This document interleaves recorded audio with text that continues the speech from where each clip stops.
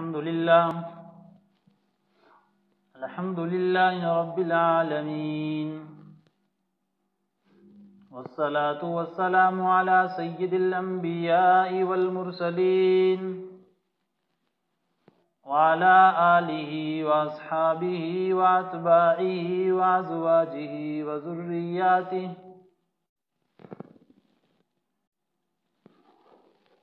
أما بعد فأعوذ بالله من الشيطان الرجيم. بسم الله الرحمن الرحيم.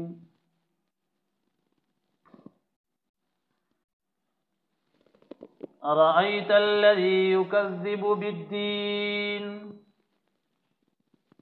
فذلك الذي يدع اليتيم ولا يحض على طعام المسكين فويل للمصلين الذين هم عن صلاتهم ساهون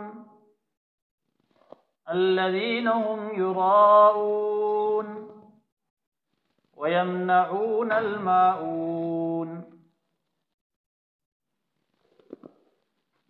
وقال الله تبارك وتعالى في مقام آخر: إن الصلاة تنهى عن الفحشاء والمنكر والبغي.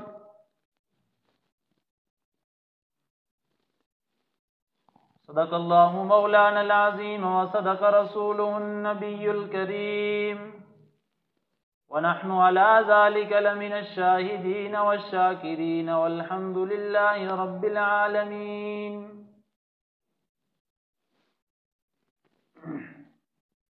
اللهم صل على محمد وعلى آل محمد كما صليت على إبراهيم وعلى آل إبراهيم إنك حميد مجيد.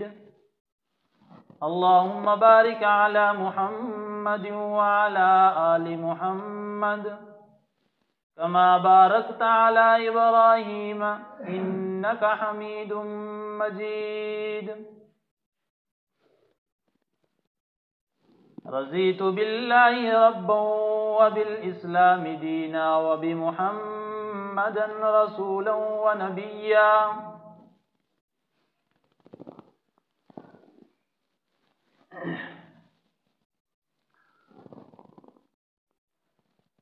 محترم بزرگوں اور دوستوں، مالک حقیقی کا بے انتہا فضل اور کرم کہ جس اللہ تبارک و تعالی نے ہم سب کو اپنی بے بہا نعمتوں سے سرفراز فرمایا، اور بے شک وہ ہر چیز پر قادر ہے، نعمتوں کے خزانے بھی اسی کے پاس ہیں، اور ہر طرح کی بھلائیاں یہ سب اللہ ہی کے پاس ہیں۔ وہی اس کا مالک ہے، وہی اس کا خالق ہے، اور وہی اس قابل ہے کہ اس کی تعریف کی جائے۔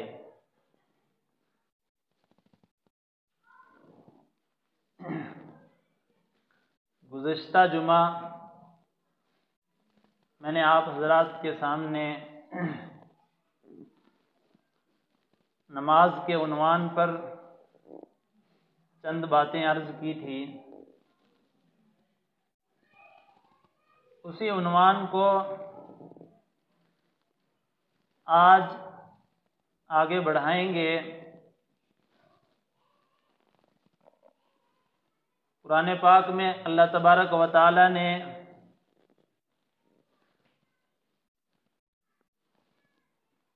نماز پڑھنے والوں کی اور نماز کے اندر خشوع اور خضوع اختیار کرنے والوں کی اور نماز کے اندر مداومت اور اس میں دل لگانے والوں کی اللہ کے رسول صلی اللہ علیہ وسلم نے اور اللہ تبارک و تعالیٰ نے ان حضرات کی تعریف بھی کی ہے اور ان کے لیے بے شمار وعدے بھی اللہ تبارک و تعالیٰ نے فرمائے ہیں۔ ایک روایت میں اللہ کے رسول صلی اللہ علیہ وسلم نے ارشاد فرمایا کہ 7 آدمی ایسے ہوں گے کہ روز قیامت جب ہر طرف سے اللہ تبارک و تعالی کا قہر ٹوٹ رہا ہوگا اور لوگ اپنے اعمال کی سزاؤں میں اپنی کمیوں اور کوتاہیوں کی وجہ سے پریشان و پشیمان ہوں گے، اس دن یہ 7 آدمی ایسے ہوں گے کہ جن کو اللہ تبارک و تعالی اپنے عرش کا سایہ نصیب فرمائیں گے۔ یوم لا ظل الا ظلہ، کہ جس روز اللہ کے اس عرش کے سائے کے علاوہ کوئی سایہ نہیں ہوگا۔ ایسے دن میں سائے کا مل جانا، ٹھنڈک کا مل جانا، آرام و آلائش کا مل جانا یقیناً ہم سب کے لیے یہ بڑی خوش قسمتی کی بات ہوگی۔ اور جو لوگ اس سائے کے اندر ہوں گے ظاہر سی بات ہے کہ وہ کامیاب ہونے والے ہوں گے، کامران ہونے والے ہوں گے اور دنیا آخرت کی بھلائیاں ان کے حصے میں آئیں گی۔ ان 7 اشخاص میں ایک شخص کے بارے میں رسول پاک صلی اللہ علیہ وسلم نے فرمایا کہ وہ ایک شخص وہ ہوگا رجل قلبہ معلق فی المسجد، ایک آدمی وہ ہوگا کہ جس کا دل مسجد کے ساتھ اٹکا رہتا ہو۔ کیا مطلب ہے؟ مطلب یہ ہے کہ جس کو اپنی نمازوں کی فکر لگی ہوئی ہو، جس کو ہمیشہ یہ فکر لاحق ہو کہ نماز کا وقت آئے تو میں اپنے رب سے ملاقات کروں، نماز کا وقت آئے تو میں اپنے رب سے باتیں کروں، نماز کا وقت آئے تو میں اللہ کا یہ فریضہ ادا کروں۔ جو اس فکر میں لگا رہے گا، جس کا دل مسجد کے ساتھ معلق ہوگا، وہ آدمی قیامت کے روز اللہ تبارک و تعالیٰ کے عرش کے سائے میں ہوگا۔ اتنی بڑی خوش قسمتی کی بات ہے ہم سب کے لیے کہ تھوڑی سی فکر ہم نے اگر اپنے سینے کے اندر بیدار کر دی، تھوڑی سی اپنے سینے کے اندر کڑن پیدا کر دی کہ میری نماز ضائع نہ ہو، میں مسجد میں پہنچ کر جماعت کے ساتھ نماز ادا کروں، اس تھوڑی سی فکر کے اوپر اللہ تبارک و تعالی اس روز کے جس روز انسان جو ہے پانی کے لیے، سائے کے لیے تڑپیں گے اور پانی اور سائے کے لیے ان کی 1000 کوششوں کے بعد بھی کوئی انتظام نہیں ہوگا، اس روز اللہ تبارک و تعالیٰ کی طرف سے ان لوگوں کے لیے سائے کا انتظام ہوگا۔ حالانکہ فکر تھوڑی سی ہے، معمولی سی فکر ہے کہ انسان نے اپنی نماز کی فکر کی۔ اسی کو اللہ تبارک و تعالیٰ نے قرآن پاک میں ارشاد فرمایا کہ اللہ تبارک و تعالیٰ ارشاد فرماتے ہیں وَحَافِظُوا عَلَى الصَّلَوَاتِ وَالصَّلَاةِ الْوُسْطَىٰ، ایمان والو نمازوں کی پابندی کرو، نمازوں کی حفاظت کرو، نمازوں کے اوپر محافظ بن کر کھڑے ہو جاؤ۔ اور کس طرح کے محافظ، کس طرح کی حفاظت؟ اس طرح کی حفاظت ہو کہ انسان کے دل کے اندر ہمیشہ یہ فکر لگی رہے کہ میری نماز ضائع نہ ہو۔ لیکن اگر آج کے اس معاشرے کے اوپر ایک نظر دوڑائی جائے، میں اور آپ اپنے بارے میں یہ سوچیں کہ ہمارے اندر یہ کتنی فکر ہوتی ہے کہ ہماری نماز ضائع نہ ہو۔ مقیم ہونے کی حالت میں ہم کتنا فکر مند رہتے ہیں، سفر کی تو بات ہی دوسری ہے کہ سفر میں انسان چلا جائے تو نمازیں جو ہے غائب ہو جاتی ہیں، سفر میں انسان چلا جائے تو ہماری مسلمانیت غائب ہو جاتی ہے۔ حالانکہ رسول پاک صلی اللہ علیہ وسلم کے صدقے میں اللہ تبارک و تعالیٰ نے سفر کے لیے آسانیاں پیدا فرما دی۔ اللہ تبارک و تعالیٰ نے فرمایا کہ اگر تم سفر کے اندر ہو تو نماز کے اندر قصر کر لو، لیکن نماز چھوڑو نہیں۔ یہاں تو قصر دور کی بات ہے، نماز سرے سے ہی ترک کر دی جاتی ہے۔ حالانکہ ایک روایت میں اللہ کے رسول صلی اللہ علیہ وسلم نے ارشاد فرمایا کہ ایمان والے کے درمیان اور کافر کے درمیان جو فرق کرنے والی چیز ہے وہ نماز ہے۔ یہ ایک ایسی چیز ہے کہ جو بندہ مومن اور بندہ کافر کے درمیان فرق جو ہے وہ کرتی ہے، لیکن اسی کو اگر ترک کر دیا جائے، اسی کو اگر چھوڑ دیا جائے، اسی کے اوپر جو ہے وہ پابندی نہ کی جائے تو ہمارا اسلام جو ہے اور ہمارا ایمان کا دعویٰ ظاہر سی بات ہے کھوکھلا ہے۔ یہ بلا دلیل دعویٰ ہے کہ دعویٰ تو ہم کر رہے ہیں لیکن دلیل ہمارے پاس موجود نہیں ہے، اور جو دعویٰ بغیر دلیل کے ہوتا ہے وہ دعویٰ نہیں رہتا، اس کو انکار کر دیا جاتا ہے، ٹھکرا دیا جاتا ہے۔ لیکن ایک لمحے کے لیے میں بھی اور آپ بھی یہ بات سوچیں کہ جب منادی ہم سب کو آواز لگاتا ہے تو منادی کی آواز پر، آذان دینے والے مؤذن کی آذان کے اوپر، اس اعلان کے اوپر ہم میں سے کتنے لوگ ہیں کہ جو اس پر لبیک کہتے ہیں؟ لیکن یاد رکھو یہ ہمارے کان گواہی دیں گے، ہماری زبان گواہی دے گی، ہمارے جسم کا ہر عزم جو ہے اس کے اوپر گواہی دے گا، اور اللہ تبارک و تعالیٰ کی عدالت کے اندر ہم سب کو پیش ہونا ہے۔ وہاں انسان اپنی زبان نہیں چلا سکے گا، وہاں انسان غلط بیانی نہیں کر سکے گا۔ اللہ تبارک و تعالیٰ نے سورہ یاسین کے اندر ارشاد فرمایا، ہم سب سورہ یاسین کو پڑھتے ہیں لیکن کاش کہ اس کے اوپر غور بھی کر لیتے، اس کے مفہوم اور اس کے معانی کو بھی سمجھ لیتے۔ اللہ تبارک و تعالیٰ نے قیامت کے منظر کو پیش کرتے ہوئے ارشاد فرمایا الیوم نختم علی افواہہم وتکلمنا ایدیہم وتشہد ارجلہم بما کانوا یکسبون، کہ قیامت کا میدان ہوگا، انسان کی زبان بند ہو جائے گی، انسان کے ہاتھ پاؤں کام کرنا چھوڑ دیں گے۔ اللہ تبارک و تعالیٰ فرماتے ہیں اس دن زبان کی چرب زبانی سے کام نہیں چلے گا، اس دن تو صرف اور صرف وہی باتیں چلیں گی جو حقیقت ہوں گی۔ اس دن انسان کے زبان کے اوپر تالا لگ جائے گا۔ الیوم نختم علی افواہہم، ان کے منہ کے اوپر ہم مہر لگا دیں گے، اور پھر کیا ہوگا؟ اللہ فرماتے ہیں الیوم نختم علی افواہہم وتکلمنا ایدیہم، ان کے ہاتھ ہمارے ساتھ بات کریں گے، وتشہد ارجلہم بما کانوا یکسبون، اور ان کے پاؤں گواہی دیں گے کہ یہ کیا کرتے رہے، کیا کماتے رہے، کہاں سے لاتے رہے، کیا کھایا، کیا کھلایا، کیا عمل کیا۔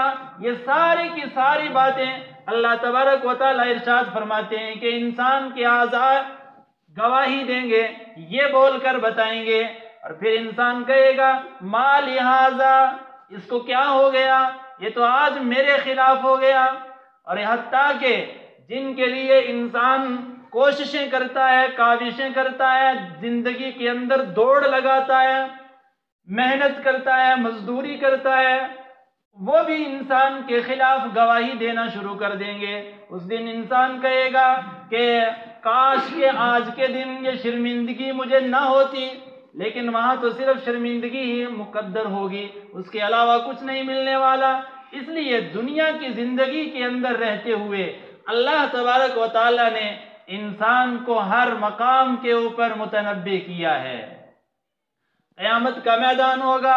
اللہ کے رسول صلی اللہ علیہ وسلم کے زبانی اللہ تبارک و تعالیٰ نے اعلان کروایا، فرمایا کہہ دیجئے کہ جن کے لیے تم کماتے ہو، جھوٹ بھی بول دیتے ہو، قسمیں بھی کھا جاتے ہو، لوگوں کا مال بھی ہڑپ کر جاتے ہو، زکوٰۃ بھی نہیں نکالتے ہو، اور جن کے لیے تم 1000 کوششیں کرتے ہو، ان کے بارے میں بھی ان کو سنا دیجئے۔ اور میدان محشر ہوگا، اللہ تبارک و تعالیٰ کی عدالت لگی ہوئی ہوگی، اس دن اعلان ہو جائے گا الیوم یفر المرء من اخیہ وامہ وابیہ وصاحبتہ وبنیہ لکل امرئ منہم یومئذ شأن یغنیہ۔ اس دن بیوی کہے گی میرا شوہر کے ساتھ کوئی تعلق نہیں، ماں کہے گی بیٹے کے ساتھ میرا کوئی تعلق نہیں، باپ کہے گا بیٹے کے ساتھ میرا کوئی تعلق نہیں، اپنے اپنے راستے پر وہ پڑ جائیں گے، اپنی ہی راہ دیکھتے ہوں گے۔ اور اللہ تبارک و تعالیٰ کے شان یہ ہوگی کہ اللہ تبارک و تعالیٰ نظام عدل قائم کریں گے، عدل کا ترازو وہاں پر قائم ہوگا۔ جو جس نے عمل کیا ہوگا وَمَن يَعْمَلْ مِثْقَالَ ذَرَّةٍ خَيْرًا يَرَهُ، جس نے دنیا کے اندر ذرہ برابر بھی نیکی کا کام کیا ہوگا اس کو بھی اللہ کی عدالت میں پائے گا۔ وَمَن يَعْمَلْ مِثْقَالَ ذَرَّةٍ شَرًّا يَرَهُ، اور جس نے دنیا کے اندر رہتے ہوئے ذرہ برابر بھی برائی کی ہوگی، اللہ تبارک و تعالیٰ فرماتے ہیں وہ بھی اس کو وہاں پر دیکھے گا اللہ کی عدالت میں۔ یہ آئے گا کہاں سے؟ یہ آئے گا کہاں سے؟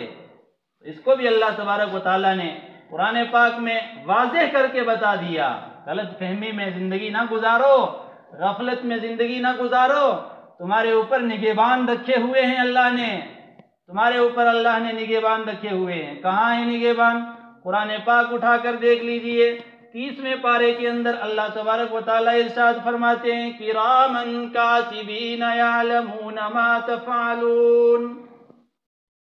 2 فرشتے ہر انسان کے ساتھ اللہ نے لگا دیے، 2 فرشتے اللہ نے انسانوں کے ساتھ جو ہے لگا دیے۔ اللہ نے فرمایا کِرَامًا کاتبین، لکھنے والے 2 فرشتے، یعلمون ما تفعلون، وہ جانتے ہیں وہ سارے کے سارے اعمال، ما تفعلون، جو کچھ تم کرتے ہو۔ کیا مطلب ہے؟ یعنی نیکی کا کام کرو تو وہ بھی اس رجسٹر میں درج ہے، اور برائی کا کام کرو رجسٹر میں درج ہے۔ اور اللہ کی شان دیکھیے، اللہ کی شان کتنی بلند ہے۔ اللہ تبارک و تعالیٰ فرماتے ہیں فَمَنْ جَاءَ بِالْحَسَنَةِ، کہ جو ایک نیکی لے کر آئے گا فَلَهُ عَشْرُ أَمْثَالِهَا، اللہ تبارک و تعالیٰ قیامت کے دن اس کے ایک میں اضافہ کر کے 10 دیں گے۔ ایک نیکی لے کر آؤ گے تو 10 نیکی ملیں گی، اور ادھر سے اگر گناہ ایک ہوا تو ایک ہی کی سزا ملے گی، 10 کی نہیں۔ یہ اللہ کا نظام ہے، یہ اللہ کی رحمانیت اور رحیمیت ہے کہ اللہ تبارک و تعالیٰ انسانوں کے ساتھ کتنا خیر خواہی کا معاملہ کرتے ہیں، لیکن انسان اللہ کی عبادت سے غافل ہوئے ہیں۔ اللہ تبارک و تعالیٰ نے قرآن پاک میں ایک دوسرے مقام پر ارشاد فرمایا وَمَنْ أَعْرَضَ عَنْ ذِكْرِي، کہ جس شخص نے ہماری یاد سے منہ پھیر لیا، وَمَنْ أَعْرَضَ عَنْ ذِكْرِي، میری یاد سے اپنا رخ پھیر لیا، فَلَهُ مَعِيشَةً ضَنْكًا، ہم دنیاوی زندگی کے اندر اس کی زندگی میں کڑواہٹ ڈال دیں گے، دنیا کی زندگی کو ہم کڑوا بنا دیں گے۔ اور اس زندگی کو کڑوا کیسے بناتے ہیں؟ آپ اگر مشاہدہ کریں گے، آپ ہسپتالوں میں چلے جائیں، آپ عدالتوں میں چلے جائیں، آپ جو ہے دنیا کے بڑی جو پاوریں ہیں ان کے پاس چلے جائیں، تو آپ کو وہاں نظر آئے گا کہ جو بڑے رئیس سمجھے جاتے ہیں لیکن اللہ کی یاد سے غافل ہیں، ان کو جو ہے اللہ نے ان کی نیند کو چھین لیا ہے، اللہ نے ان کے آرام کو چھین لیا، اللہ نے ان کی زندگی سے سکون کو چھین لیا۔ یہی تو قرآن پاک کی اس آیت کا مطلب ہے کہ وَمَنْ أَعْرَضَ عَنْ ذِكْرِي، کہ جس شخص نے ہماری یاد سے اپنا رخ پھیر لیا فَلَهُ مَعِيشَةً ضَنْكَا، اس کے لیے کڑوی زندگی ہوگی۔ دنیا میں یہ عذاب ہوگا، لیکن آخرت میں کیا ہوگا؟ إِنَّ بَطْشَ رَبِّكَ لَشَدِيدٌ، آخرت میں بڑا مضبوط قسم کی پکڑ ہوگی، ان کی بڑی مضبوط قسم کی پکڑ ہونے والی ہے۔ جس نے دنیاوی زندگی کے اندر اپنا رخ جو ہے وہ چینج کیا، اپنے رخ کو اللہ سے ہٹا لیا، اللہ تبارک و تعالیٰ نے ایک دوسرے مقام کے اوپر ارشاد فرمایا وَمَن يُشَاقِقِ الرَّسُولَ مِن بَعْدِ مَا تَبَيَّنَ لَهُ الْهُدَى وَيَتَّبِعْ غَيْرَ سَبِيلِ الْمُؤْمِنِينَ نُوَلِّهِ مَا تَوَلَّى وَنُصْلِهِ جَهَنَّمَ وَسَاءَتْ مَصِيرًا۔ اللہ کا قرآن انسان سمجھ کے پڑھے، کیا مفہوم قرآن کے، کیا معنی، کیا خزانے اللہ نے اس قرآن کے اندر اتارے ہیں۔ کاش کہ ہم سب اس قرآن کو اپنے سینے کے ساتھ لگانے والے بنتے، ہم سب قرآن کو سمجھنے والے ہوتے، ہم سب قرآن کے مطابق زندگی گزارنے والے ہوتے، تو دنیا کے اندر ہم جنت کا مزہ چکھتے، دنیا کے اندر ہمیں وہ سرور ملتا کہ جو آج تک کسی کو نہ ملا۔ اگر قرآن کی یہی تو وجہ تھی، اس قرآن کے اندر یہی تو جو ہے کشش تھی کہ جب کفار مکہ قرآن کی تعلیمات کو سنتے، رسول پاک صلی اللہ علیہ وسلم کی زبان سے یہ الفاظ جو ہے سنتے، تو چونکہ وہ عربی زبان کو جاننے والے تھے، وہ عربی کو جانتے تھے، قرآن کی زبان کو جاننے والے تھے، ان کے جسم کے رونگٹے کھڑے ہو جاتے تھے، ان کے دل جو ہے کانپ جاتے تھے۔ حتیٰ کہ روایات کے اندر آتا ہے کہ جو اسلام کے بڑے بڑے دشمن تھے وہ بھی راتوں کو اپنی نیندیں چھوڑ کر کان جو ہے دیوار کے ساتھ لگا کر قرآن سنتے تھے۔ کیوں؟ اس لیے کہ وہ قرآن جو ان کی زندگی کے اندر تو نہیں اتر رہا تھا، لیکن جب کانوں میں اترا تو ایسا رس گھول دیا اس قرآن نے کہ اب ان کو نیند نہیں آ رہی ہے، نیند نہیں اب آ رہی ہے، نیند چھوڑ کر راتوں کو دیوار کے ساتھ لگے ہوئے ہیں۔ عتبہ، شیبہ کتنے بڑے دشمن تھے اسلام کے، لیکن یہ بھی مکہ المکرمہ میں جب کعبۃ اللہ کے صحن میں حضرت رسول کریم صلی اللہ علیہ وسلم رات کو قرآن کی تلاوت کرتے تو اس وقت جو ہے اللہ تبارک و تعالیٰ کے اور اللہ کے رسول کے یہ دشمن یہ بھی جا کر قرآن سنتے تھے، قرآن ان کو کھینچ کر لے جاتا تھا۔ یہ تو الگ بات ہے کہ من یہد اللہ فہو المہتد، جس کو اللہ ہدایت دے اس کو ہی ہدایت ملتی ہے، اور جس کو اللہ جو ہے اللہ جس کی آنکھیں بند کر دے، جس کے دل کے اوپر اللہ مہر لگا دے، اس کا دل کبھی کھل نہیں سکتا ہے۔ لیکن قرآن تو ہمارے سامنے صاف طور پر تمام احکامات کو واضح طور پر رکھتا ہے کہ قرآن کے اندر کوئی گنجلک نہیں ہے، کوئی پیچیدگی نہیں ہے، کوئی تفریق نہیں ہے، کوئی فرقے بازی نہیں ہے۔ قرآن ایک پیغام دیتا ہے، اللہ کو واحد مانو، اللہ کے رسول کو کی رسالت کو جو ہے مانو، یہی قرآن کا پیغام ہے، قرآن کی دعوت ہے۔ اور دنیاوی زندگی کے اندر اللہ کے یاد سے، اللہ کے ذکر سے اپنی زبان کو تر و تازہ رکھو، جو ہے آخرت کا ذائقہ دنیا کے اندر محسوس ہوگا۔ اس لیے ہم سب کو کوشش کرنی چاہیے کہ ہم اللہ کی یاد سے ہر وقت سرشار رہیں، اللہ کو یاد کرتے رہیں۔ راتوں کے اندر آج کل اتنی بڑی بڑی راتیں ہوتی ہیں، اتنی بڑی بڑی راتیں ہیں کہ انسان سو کے جو ہے تھک جاتا ہے۔ تھوڑی دیر کے لیے اٹھ کر اپنے اللہ کو بھی یاد کر لیں، تھوڑی دیر کے لیے قرآن پاک کی تلاوت تو کر لیں، کم سے کم یہی سوچ کر لیں کہ میرے پیارے نبی صلی اللہ علیہ وسلم رات کو اٹھ کر جو ہے قرآن کی تلاوت کرتے، رات کو اٹھ کر اور اتنا تلاوت کرتے کہ رسول پاک صلی اللہ علیہ وسلم کے پاؤں پر ورم آ گیا، یعنی پاؤں سوج گئے۔ کس کی وجہ سے؟ کھڑے ہونے کی وجہ سے۔ قرآن اتر گیا۔ قرآن میں اللہ نے کہا کہ قرآن اس لیے تھوڑا ہی اتارا ہے کہ آپ اپنے آپ کو مشقت میں ڈال دیں، آپ اپنے آپ کو ہلاکت میں ڈال دیں. تھوڑا کم کریں، تھوڑا سوئیں بھی اور کچھ اللہ کی یاد بھی کریں. اس لیے ہمیں کوشش کرنی چاہیے کہ کم از کم کچھ حصہ رات کا اپنے رب کی عبادت کے لیے مختص کر دیں. اور ایک روایت میں اللہ کے رسول صلی اللہ علیہ وسلم نے ارشاد فرمایا، روایت سنا کے بعد ختم کر رہا ہوں، کہ جس شخص نے رات کو عشاء کی نماز جماعت کے ساتھ پڑھنے کے بعد سو گیا، پھر صبح فجر کی نماز اس نے جماعت کے ساتھ پڑھی، اللہ تبارک و تعالیٰ اس کو رات جو ہے عبادت کرنے میں گزاریں گے، اور اللہ تبارک و تعالیٰ جو ہے اس رات کو عبادت گزار بندہ شمار کریں گے. مطلب یہ ہے کہ کچھ زیادہ مشقت کی ضرورت نہیں ہے. عشاء کی نماز جماعت سے پڑھیے، فجر کی نماز جماعت سے پڑھیے، آپ رات سوتے رہیے، اللہ تبارک و تعالیٰ آپ کی رات کو عبادت میں شمار کر رہے ہیں. کتنی بڑی جو ہے وہ خوش نصیبی ہے. لیکن اگر پھر بھی ہم اس موقع کو اپنے ہاتھ سے گنوا دیں تو ظاہر سی بات ہے پھر ہم سے بڑا بدبخت بھی کون ہو سکتا ہے. اس لیے کوشش کریں